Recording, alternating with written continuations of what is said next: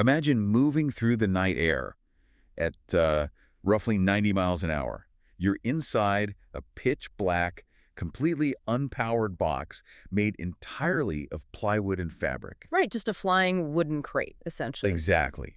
I mean, you have no armor plating. There's no engine noise to mask your approach. It's just the terrifying howl of wind rushing over the wings. And you're sitting shoulder to shoulder with 28 other heavily armed men just gripping your weapon in total silence. Yeah, and then without warning, the aircraft just plummets. You hit the ground with such kinetic violence that the wheels are instantly sheared off. Just gone in a split second. Right. The wooden fuselage slams down onto its skids. It's tearing through this rocky French soil, kicking up a rooster tail of sparks so bright that your commander actually thinks you're taking sustained machine gun fire right through the floorboards. Which is a terrifying thought when you're strapped into a canvas seat. Oh, absolutely. So you smash through a physical wall of German barbed wire, which surprisingly acts as a secondary brake, and you finally grind to a halt just 30 meters from your objective. The deceleration is so severe that both of your pilots are catapulted straight through the cockpit windshield. And knocked completely unconscious. Yeah. And the craziest part, that wasn't a disaster. No, not at all. That was the plan. That was the absolute pinnacle of precision navigation under the most extreme conditions imaginable. It really was. I mean, it's just staggering. Welcome to today's deep dive. We are so thrilled to have you with us as we step right into the murky, terrifying reality of combat in the dark. Yeah, our mission today is to explore a 15-minute window that quite literally saved the eastern flank of the D-Day invasion. Right. We're looking at one of the most audacious, high-risk coup de main operations in military history, which is the seizure of the Caen Canal and Orne River bridges in the opening minutes of June 6, 1944. And I think it's important to mention right off the bat, the foundation for our entire reconnaissance today is this brilliant, exhaustive research study. Oh, yes. It's conducted by Mick Prichter at battlefieldtravels.com. And I have to say, this isn't just some surface-level summary you'd find in a textbook. No, Prichter's work draws heavily on primary sources. He uses first-hand exploration of the physical battlefield and some incredibly advanced Geographic Information System, or GIS, terrain analysis, which we are absolutely going to dig into later. It's a remarkable piece of scholarship, because it really cuts right through the mythology. It isolates the actual mechanics of this operation. Right. It looks at the hyper-specific tactical training, the cold physics of the aircraft, the sheer luck, and, well, the individual resilience that made this impossible mission successful. We are talking about an action that altered the trajectory of the Second World War before most of the invasion force had even eaten breakfast. Yeah. Literally before dawn. Okay, let's unpack this. We really need to set the tactical stakes for you. If these bridges aren't taken, the entire eastern flank of Operation Overlord is completely exposed. Completely wide open. You have the British Second Army coming ashore at Gold, Juno, and Sword Beaches. But if that eastern anchor isn't secured, the vanguard is at massive risk of being rolled up by German armor. Right. To understand why a handful of men were, hurled into the dark in those wooden gliders, we first have to look at the strategic chessboard. Exactly. When planning an amphibious assault of this scale, your greatest vulnerability is always your flanks. It's exactly like pushing a salient into an entrenched enemy line. Yep, the edges are exactly where the counterattack will try to pinch you off and sever your supply lines. So Supreme Headquarters Allied Expeditionary Force, under General Eisenhower, they allocated a 50-mile frontage for the landings. Right, and on the western flank you had the American 82nd and 101st Airborne Divisions. They were tasked with establishing a defensive perimeter behind Utah Beach. But on the eastern flank, protecting Sword Beach, that monumental defensive task fell to the British 6th Airborne Division, commanded by Major General Richard Gale. And their specific operational directive was codenamed Operation Tungier. And the objective list for Operation Tungier, it reads like a suicide mission. It really does. They have to silence the heavy guns of the Merville Coastal Artillery Battery. They have to destroy the bridges over the Dives River further east, just to delay enemy reinforcements. Secure the high ground around the town of Ranville. Right, and crucially, capture the bridges over the Caen Canal and the Orne River. Because sitting just inland, coiled and ready to strike is the ultimate threat. The German 21st Panzer Division. Exactly. Under the command of General Major Edgar Feischner, this is the operational fulcrum. The 21st Panzer Division is a hardened, fully equipped armored reserve. And if General Major Feischner manages to drive his armor to the beaches while the Allied infantry is still, wading through the surf or trying to organize on the sand. It's a strategic catastrophe. The invasion forces could literally be pushed right back into the English Channel. Oh. And to understand why those specific bridges matter so much, you really have to understand the terrain there. Right. Walk us through the geography. So the Caen Canal and the River Orne, they run parallel to each other. They flow north to south right through this low coastal plain. Okay. And there are very, very few permanent crossings capable of supporting the weight of a Mark IV tank. The bridges at the village of Bénouville over the canal and at Ranville over the river, they're essentially the only reliable east-west routes in that immediate sector. Which means these bridges represent a terrifying double-edged sword for the Allies. Precisely. If they remain in German control, they function as an armored highway straight to the vulnerable landing beaches. The Panzers just roll across them and slaughter the infantry on Sword Beach. Exactly. But if the British 6th Airborne can capture them intact, those same deep waterways instantly transform into a natural defensive moat protecting the Allied flank. Right. They become a physical barrier that German tanks simply cannot cross. Exactly. Okay, here's where I have to push back a little. Because when you look at the map, the obvious blunt force solution jumps right out at you.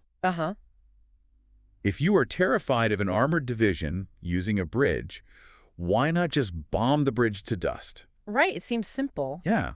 Send in the heavy bombers on June 4th and just drop the spans into the river. Wouldn't that completely neutralize the Panzer threat?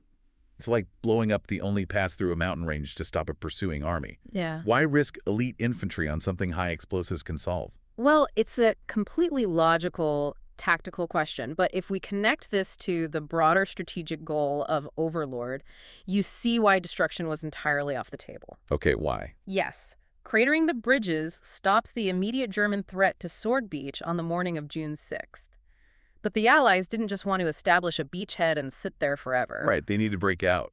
Exactly. They needed to capture deep water ports, project combat power eastward toward the Dives Valley, and eventually secure the vital logistical hub of Caen. Oh, I see. If they destroy those bridges, they trap themselves. They create their own impenetrable moat. So they basically had to thread the absolute eye of the needle. They did. They had to capture these heavily defended structures completely intact before the German garrison could trigger the demolition charges and then somehow hold them against armored counterattacks. Which means you need absolute staggering surprise. I mean, you can't just march an infantry battalion up the road. No, the German sentries will hear you coming, crank the magneto, and just drop the bridge right into the canal. And you can't really use a standard parachute drop directly over the objective either, right? No, dropping in the dark scatters your men over miles. It takes hours for paratroopers to locate their equipment bundles, form a cohesive fighting perimeter, and initiate an assault. And you don't have hours. Not at all. Once the first shot is fired, you literally have seconds before those detonators are blown. By the time a scattered parachute company rallies in the dark, the objective is already at the bottom of the waterway. So how do you solve this impossible tactical geometry? You decide to land your fighting force directly on top of the objective. Yes. You bypass the approaches entirely and drop out of the sky right onto their perimeter. Enter Operation Deadstick. Right. This transitions us from the grand strategic chessboard down to the hyper-focused reality of preparing for this specific mission. I mean, we are talking about men training to fly blindfolded at midnight. Major General Gale understood that the only doctrine that could possibly yield success was a coup de main glider assault. And for anyone unfamiliar, a coup de main is essentially a sudden, rapid, and overwhelmingly violent attack intended to achieve complete surprise before the enemy can even react. Exactly. And Gale actually drew his inspiration from a previous German success, funnily enough. Oh, really? Which one? In May of 1940, German forces used a highly synchronized glider-borne coup de main to land directly on the roof of the incredibly heavily defended Belgian fortress of Evenemel. Wow. They neutralized it in minutes. So Gale knew the concept was sound, but the margins for error for a night landing in Normandy were just microscopic. So to execute this, Brigadier Hugh Kindersley selects Major John Howard, who is the commander of D Company, 2nd Airborne Battalion, Oxford, and Buckinghamshire Light Infantry. Right, and Howard immediately assesses the terrain and realizes his standard D Company isn't quite large enough to simultaneously secure two separate bridges that are 400 meters apart. So he reinforces his unit. Yeah. He pulls in two extra platoons, Lieutenant Fox's and Lieutenant Smith's. And crucially, he also requisitions 30 Royal Engineers. Because remember, capturing the bridge is only phase 1. Right, you have to stop the Germans from destroying it. You need specialized sappers who can sprint under the bridge under fire and manually cut the demolition wires. So in total, this elite assault force numbers about 180 men. And you have to deliver those 180 men with pinpoint accuracy in complete darkness behind enemy lines. Which is just terrifying. It is. And this immense responsibility falls to the Glider Pilot Regiment, who are training at RAF Tarrant Rushton in Dorset. They handpick 16 pilots to fly 6 wooden airspeed Horsa gliders. And the training regimen they subjected these men to was obsessive to the point of brutality, wasn't it? Absolutely. 43 full-scale rehearsals. Let that number sink in. 43. Imagine practicing a complex tactical maneuver 43 times until muscle memory entirely overrides conscious thought. They started with daylight drops, of course, but they loaded the gliders with concrete blocks and sandbags to perfectly simulate the exact weight and center of gravity of 28 fully equipped combat troops. Right. And then they blacked out the pilot's goggles with dark tape. Yeah, to simulate night flying conditions during the day, and finally they moved to actual night flights. And to be clear, they weren't flying with modern avionics or radar or GPS. Right. They were utilizing dead reckoning navigation. Yeah. Dead reckoning navigation at night in a heavy, unpowered wooden glider is a feat of aviation mastery that is frankly difficult for a modern pilot to comprehend. I can't even imagine. How does that even work? Well, it involves calculating your current position by taking a previously known waypoint and advancing that position based on estimated speeds over elapsed time, all while factoring in wind drift. So lots of math in your head. Constant math. The tow plane, which is a 4-engine Halifax bomber, releases you. From that second, you are basically a falling rock. The pilots only had a magnetic compass, a stopwatch, and an altimeter. That's it? That's it. They had to execute constant rate turns in pitch blackness. What does a constant rate turn entail? It means banking the aircraft at a specific angle so that it turns exactly 3 degrees per second. If you hold that turn for exactly 30 seconds while descending at a specific speed, you roll out on your new heading. Wow, so a few seconds late on the stopwatch or a few degrees off on the bank angle. And you don't land near the bridge, you crash into the river, or you smash into a stone farmhouse. Wait, let me get this straight. You are flying a massive plywood glider, heavily loaded with men and explosives, relying on a literal stopwatch to tell you when to turn in the dark. Yep. But it gets even more insane, because these gliders were fitted with a brand new, highly experimental piece of technology, parachute arrestor systems. Yes, the arrestor chute. Essentially, these were heavy drag chutes packed into the tail, right? Designed to be deployed at the last possible second to violently arrest the glider's forward momentum upon landing. Exactly, preventing them from overshooting the tiny landing zones and ending up in the canal. But here's the kicker. They were never once tested during those 43 rehearsals. They absolutely could not be tested. The deceleration forces generated by deploying a heavy drag chute on a wooden airframe traveling at landing speeds were just so violent. It would tear the plane apart. It would either rip the tail section entirely off or cause microscopic structural fracturing that would render the glider unsafe for the actual mission. So they were just trusting the theoretical physics drawn up by engineers on a chalkboard. Exactly. The very first time these pilots would ever pull the release lever for the arrestor chute would be in the dark, over occupied France, with the lives of 28 soldiers depending on the math being right. That is staggering. You're flying a wooden box into a combat zone, and your primary braking system is something you just assume will work. And the ground combat rehearsals were just as intense as the aviation training. Oh yeah, Major Howard knew that once they crashed into the dark, human cognition drops. Fear and adrenaline just take over. Right. So they practiced close-quarter combat around tight objectives incessantly. They had to practice mutual recognition in the dark to avoid fratricide. Imagine running out of a shattered fuselage into a chaotic firefight where you can't even see the face of the soldier next to you. It's like trying to establish a beachhead in a pitch-black closet. It demands an unbelievable level of disciplined muscle memory. Every single man had to know not just his own specific assignment, but the job of the man next to him and the man above him in the chain of command. Because in a coup de main, the violence of action is extreme. Casualties are basically guaranteed. Yeah, and the momentum of the assault cannot pause for a single second to wait for new orders. If the lieutenant falls, the sergeant takes over. If the sergeant falls, The corporal steps up without hesitating. So after 43 grueling rehearsals, the theory ends. We move from the training grounds of Dorset to the dark skies over the English Channel. It's the night of June 5, 1944. 3 minutes to midnight. We are entering the execution phase. The glider assault spanning from exactly 0007 hours to 0030 hours. The flight across the channel sets an incredibly tense psychological baseline. You have these 6 Horsa gliders being towed at the end of heavy nylon ropes by the massive Halifax bombers. Right. Inside the gliders, the men are crammed onto narrow wooden benches that run lengthwise along the fuselage. They are heavily laden with gear, Sten guns, Lee Enfield rifles, Bren light machine guns, satchel charges, gammon bombs. And there's no soundproofing. There's no armor. None. They are sitting in near total silence, feeling every bump of turbulence, listening to the wind, surrounded by the smell of vomit and fear. Just incredibly grim. And then, at exactly 0007 hours, as they approach the Normandy coast, the tow cables detach. The violent snap of the release mechanism echoes through the wooden frames. Suddenly, the deep, rumbling drone of the Halifax bombers fades away into the distance.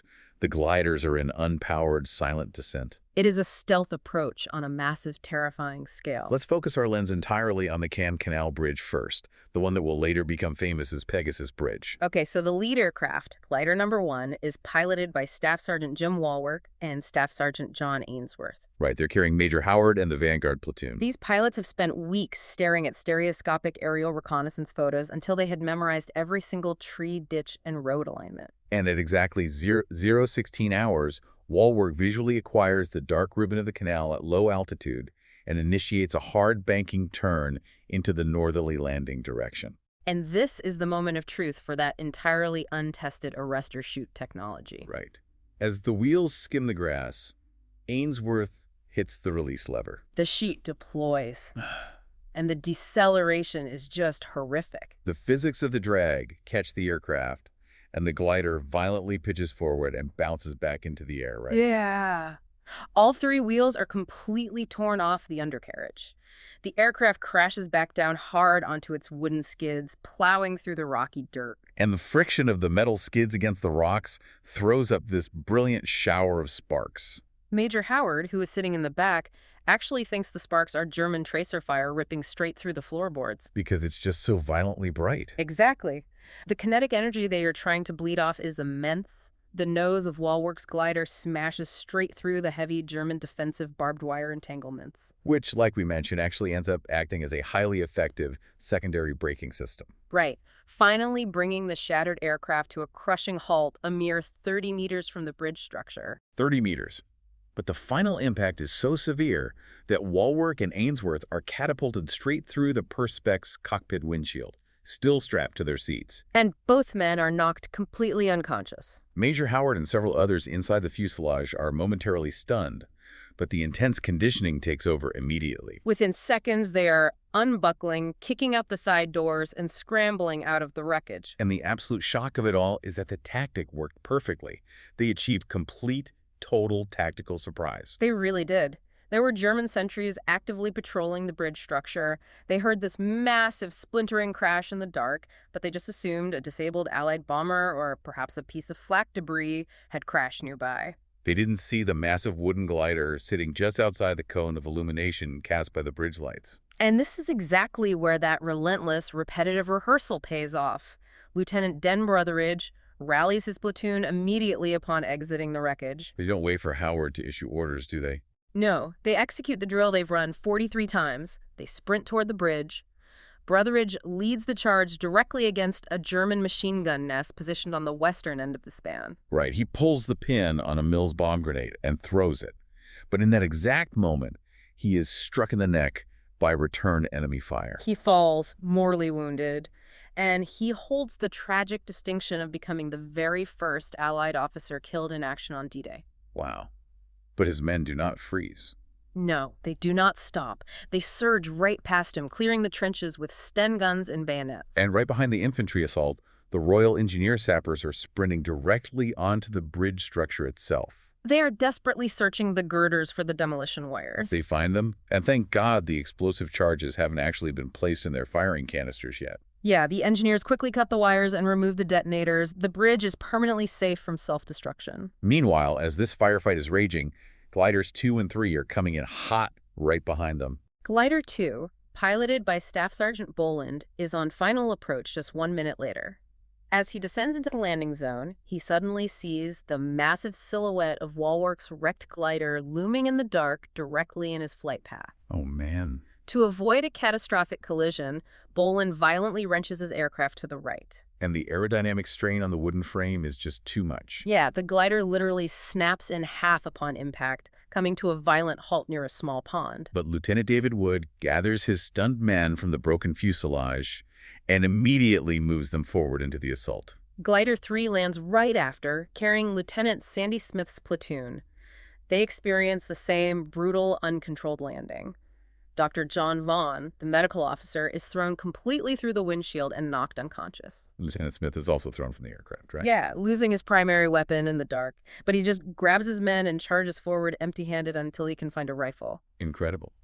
Tragically, though, the proximity to the water claims a life. Yes. Lance Corporal Fred Greenhall is thrown from the wreckage into the nearby pond, is knocked unconscious, and drowns in just a few feet of water. It is pure, terrifying chaos, but it's highly organized chaos. Exactly. I mean, Lieutenant Smith actually has his wrist nearly torn off by fragments from a German stick grenade during the close-quarters trench clearing, but he just ignores the blood and keeps leading his men. It perfectly highlights the microscopic margin of error inherent in a coup de main. Walwark putting that glider 30 meters from the objective, using only a stopwatch and a compass while factoring in crosswinds. It is an aviation achievement that frankly defies logic. Yeah. And the psychological resilience of the airborne infantry is astonishing. Platoon sergeants and corporals instantly taking command. The second officers like Brotheridge and Wood go down. There is no hesitation. Meanwhile, just 300 meters to the east, the Orne River assault is happening simultaneously. This is the objective that will become known as Horsa Bridge. Right. Glider 6, piloted smoothly, touches down with Lieutenant Fox's platoon. A German machine gun position spots them and opens fire. But Sergeant Thornton, carrying a heavy mortar, immediately sets up his base plate. He estimates the range in the dark and destroys the machine gun nest with his very first shot. That is staggering composure under fire. It really is.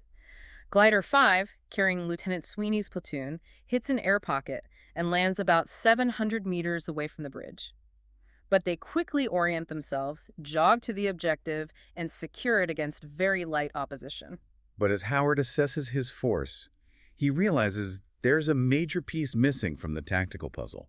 Glider 4. Right. Glider 4 is carrying Captain Brian Priday and an entire heavily armed platoon. They are nowhere to be found. It turns out the Halifax bomber towing them got disoriented in the low clouds over the coast.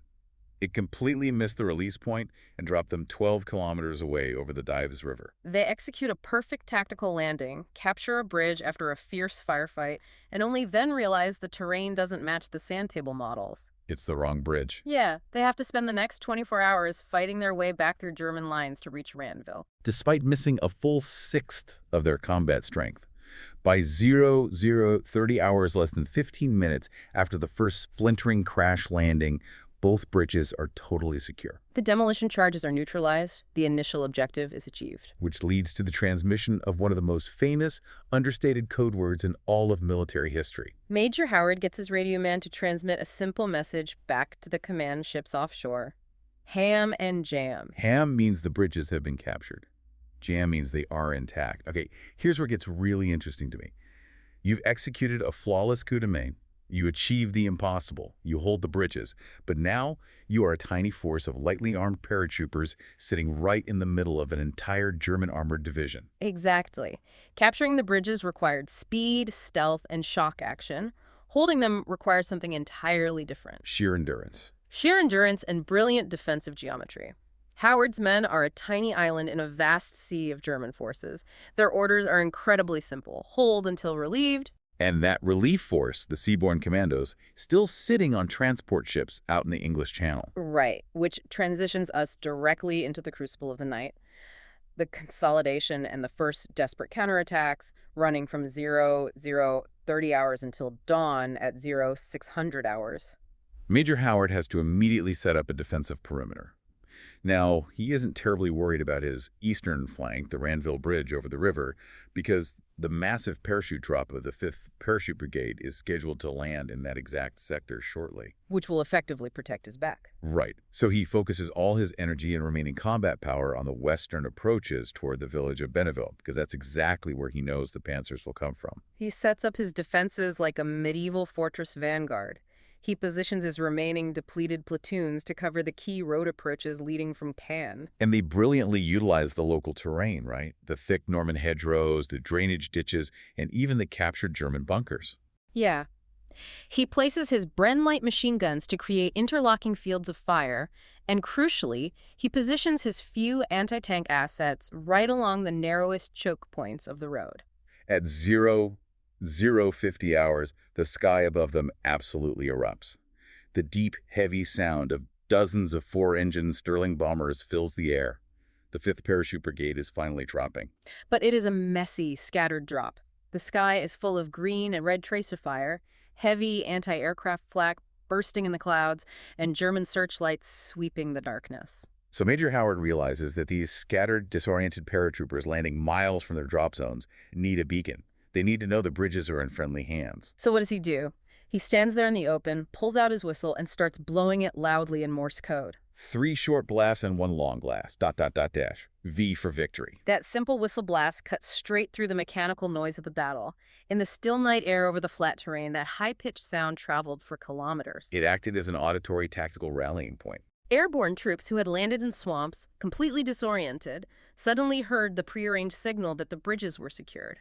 It gave them an immediate, undeniable directional azimuth to move toward, pulling the scattered brigade together. But the clock is constantly ticking against them. And at 01:30 hours, the ultimate nightmare scenario begins to materialize. The first major armored threat arrives from the south. The terrifying grinding sound of tank tracks can be heard in the dark. A German Panzer Mark IV tank, followed closely by a second, starts rumbling up the narrow raised road directly toward the canal bridge. This is the critical tactical inflection point of the entire night. The Germans are advancing cautiously, but critically, they are advancing without infantry screens walking ahead of the armor. Which is a fatal doctrinal mistake in a restricted environment. Huge mistake. Howard's men are facing 30 tons of steel, and they only have one single, undamaged PIAT weapon to stop it. The PIAT, the Projector Infantry Anti-Tank Weapon, is a fascinating, brutal piece of engineering. It doesn't use a rocket motor like an American bazooka. It is essentially a heavy, spring-loaded spigot mortar. Right. Mechanically speaking, how does that even work against a tank? If there's no rocket propellant, how is it punching through armor? It relies entirely on a shaped charge. The weapon uses a massive internal steel spring. It takes nearly 200 pounds of physical pulling force for a soldier to just cock the weapon. Wow. When you pull the trigger, that massive spring drives a steel spigot forward into the tail of the bomb, igniting a small propellant cartridge that throws the bomb forward. But it has a terrifyingly short effective range, doesn't it? Very short, maybe 50 to 70 meters, and it kicks like a mule. But when that bomb hits the armor, the shaped explosive charge detonates, focusing a jet of superheated molten metal that burns straight through the steel hull of the tank. And manning this incredibly difficult weapon is Sergeant Wagger Thornton. He is hiding in the ditch beside the road. He waits. He lets this massive armored beast get closer and closer. The ground is shaking. He holds his fire until the tank is 20 meters away. 20 meters. You can practically touch it. And then he pulls the trigger. Direct hit.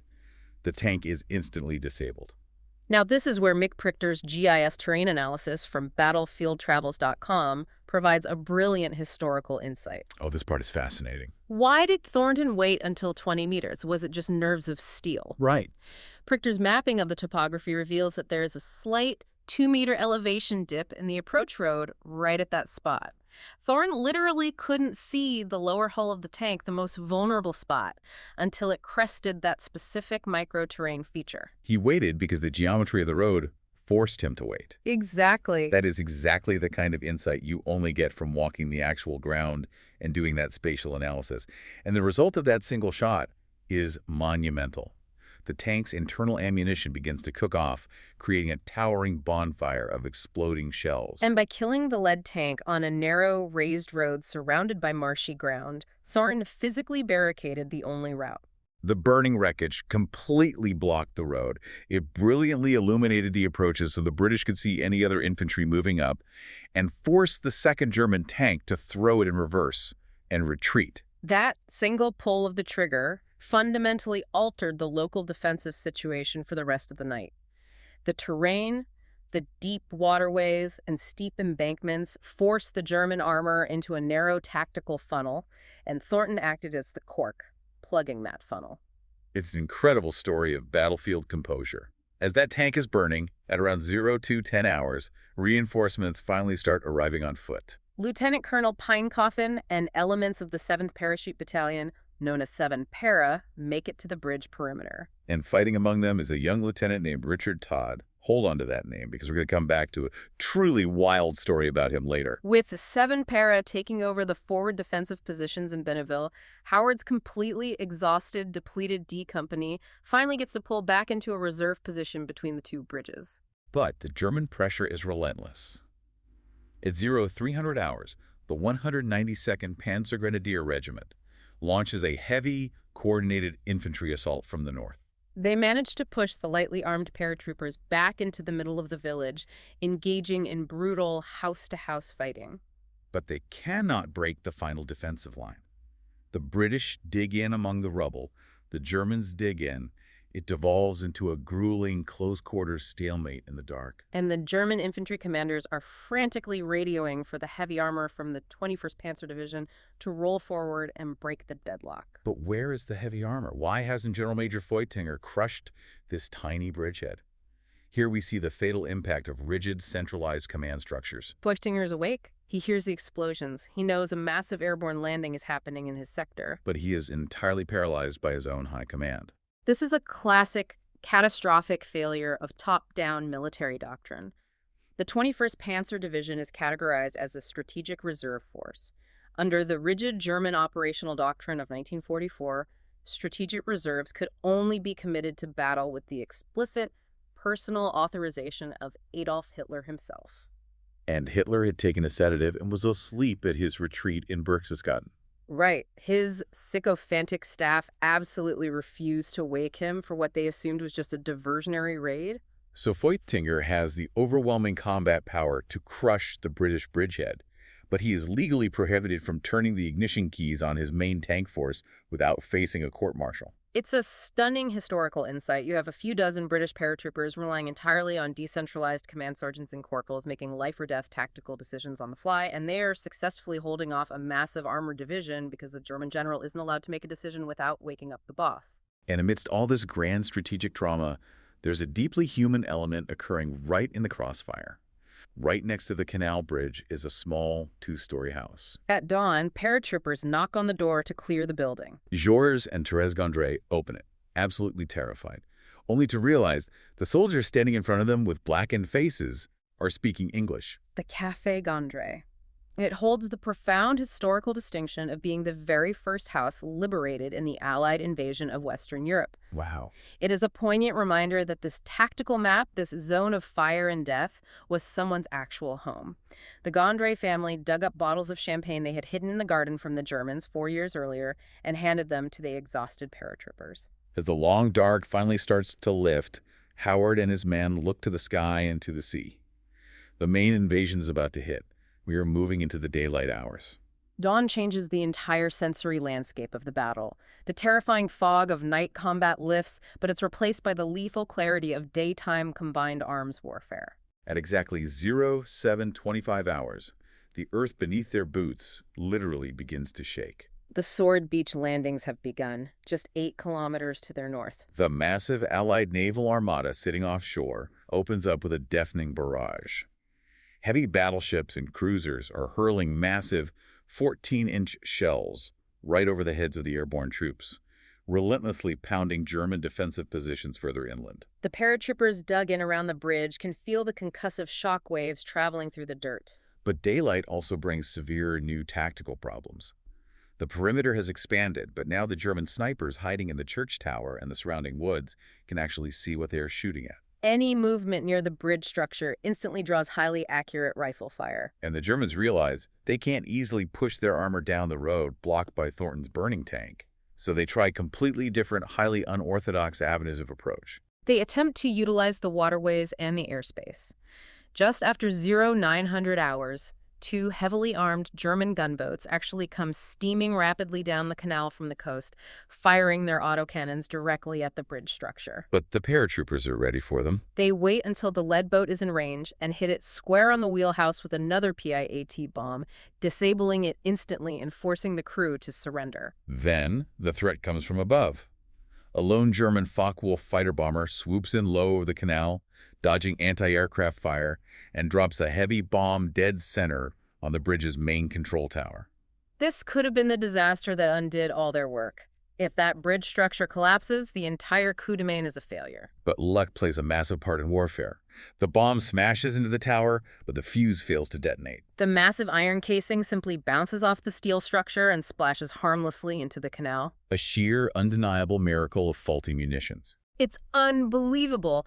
By 0900 hours, Major General Gale, the commander of the 6th Airborne, actually arrives at the bridge perimeter on foot to personally congratulate Major Howard.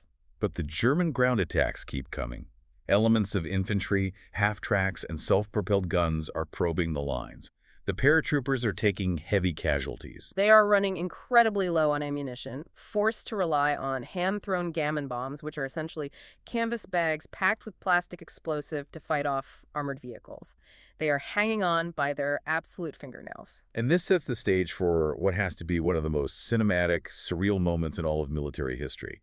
The airborne forces were always intended to be the vanguard, but the entire operational plan relied heavily on linking up with the heavy seaborne forces fighting their way inland from Sword Beach. And leading that critical relief effort was the 1st Special Service Brigade, commanded by Brigadier Simon Fraser, better known as the legendary Lord Lovat. Lord Lovat was a man who deliberately defied modern military convention.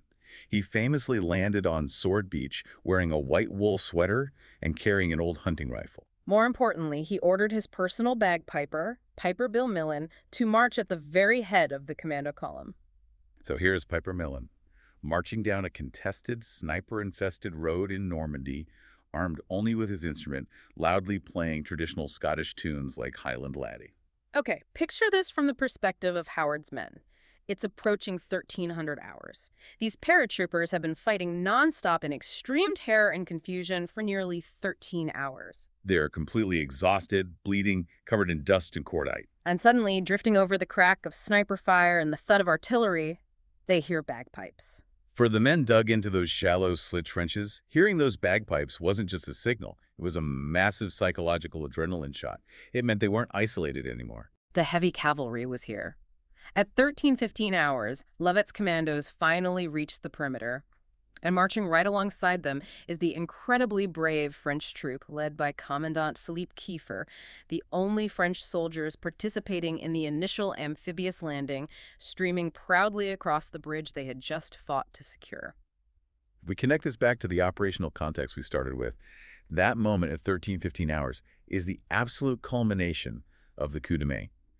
Major Howard's lightly armed force had held the line for 13 grueling hours. By the time Lovat arrived, bringing with him the heavy Churchill tanks moving up from the beachhead, the critical window of opportunity for the 21st Panzer Division to collapse the eastern flank had firmly, permanently slammed shut. The defensive moat was completely secure.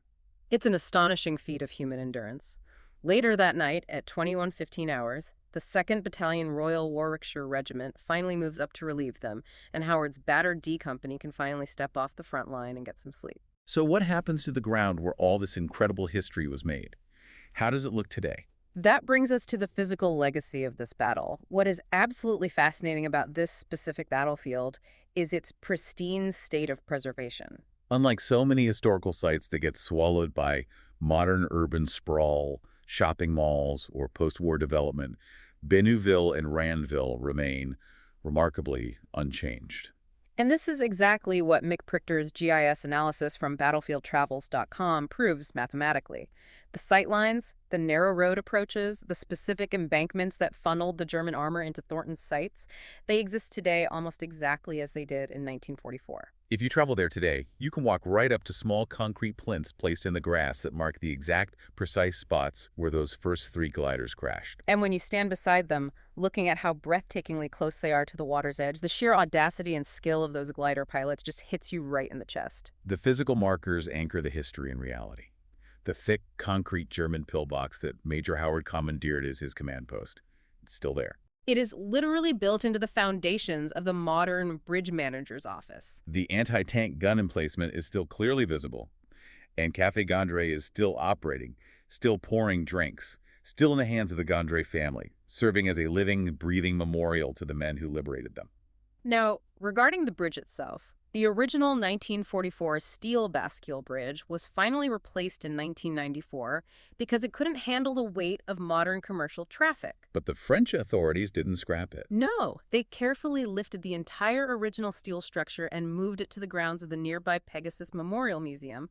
You can go there and walk on the very same riveted steel grating that Lieutenant Brotheridge charged across in the dark. And sadly, just a short distance up the road is the beautifully maintained Ranville War Cemetery, where Din Brotheridge and many of the fallen paratroopers now rest. Preserving this physical space is so vital. It allows modern generations to step out of the dry textbooks and physically comprehend the microscopic scale of this battle. You look at a map in a classroom, and a bridge is just a tiny black dot. You walk the actual ground, and you realize that the fate of the entire Allied invasion hinged on a space no larger than a suburban driveway. And speaking of comprehending the battle, we have to share this incredible Hollywood connection that perfectly ties the history together. Oh, this is wild. In 1962, Darryl F. Zanuck produced a massive epic film about D-Day called The Longest Day. It's an absolute classic. They meticulously, expensively recreated the Pegasus Bridge assault sequence. And to play the lead role of Major John Howard, they cast a well-known British actor named Richard Todd. And this is where the lines of history and cinema intersect in the most unbelievable way. Because Richard Todd wasn't just an actor reading lines from a script. Remember earlier when we talked about the reinforcements from 7 Para arriving at the burning tank at 2 in the morning? Richard Todd was there. He was a young paratrooper lieutenant who actively fought at the actual bridge on D-Day, fighting right alongside the real Major Howard. And 18 years later, he is standing on a movie set, wearing a uniform, playing the man who commanded the bridge he personally fought to defend. It is an incredible full-circle meta-story that you just can't make up. So, when we look back at the totality of this operation, the tactical efficiency is staggering. Despite the terrifying, chaotic nature of a night glider assault, Howard's coup de main force suffered relatively light casualties during the initial seizure, 2 men killed and 14 wounded. Yet they delivered a massive, disproportionate strategic victory by securing the entire eastern anchor of the Allied invasion front. Which leaves us with a final thought for you to ponder. When we study military history, we so often focus on the grand strategy. Right. We look at the Roosevelts, the Churchills, the Eisenhowers, standing over massive tables drawing sweeping arrows across maps of Europe. Operation Overlord relied on thousands of ships, millions of men, and vast, unimaginable industrial logistics. But its very survival, the fragile hinge upon which the entire invasion swung in those critical opening hours, relied entirely on human agency at the absolute micro level. It relied on a few dozen men packed into fragile wooden boxes, navigating blind in the dark with a stopwatch. It relied on a platoon sergeant instantly taking command when his lieutenant fell. It relied on Sergeant Thornton standing his ground with a heavy spring-loaded pipe, forcing himself to wait until a 30-ton steel monster was exactly 20 meters away before pulling the trigger. How often does the grand sweep of history, the literal fate of the free world, come down to a handful of teenagers and 20-somethings fighting over a 20-meter stretch of dirt in the pitch black? It is a profound reminder that behind every pristine, theoretical military blueprint, there are individuals who have to step into the mucky fog and execute. Before we sign off, we want to reiterate that the incredible insights, the detailed timelines, the specific mechanical breakdowns, and the operational analysis for this deep dive were drawn directly from the extensive research conducted by Mick Prichter. Absolutely. We explicitly encourage you to visit battlefieldtravels.com. Go there to access the full, comprehensive article.